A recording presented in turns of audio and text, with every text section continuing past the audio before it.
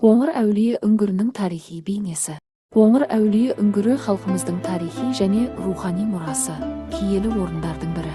Бүгінгі таңда осы сынды мәдени тарихи орындарды жаңғырту мен насихаттауда заманауи өнер мен цифрлық технологиялардың рөлі ерекше. Өнер өткен мен бүгінді байланыстыратын алтын көпір. Сурет, мүсін, театр, кинематография арқылы біз Қоңыр әулиенің тарихи болмысын, ондағы рухани құндылықтарды көрерменге әсерлі етіп жеткізе аламыз.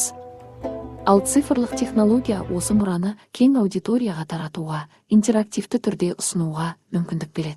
Үңгірге барып демалушылар санын одан әрі көбейту үшін үңгір ішіндегі қабырғадағы суреттерді әртүрлі графикалық дизайн мен жарықтандыру жұмысын жүргізуді ұсындым.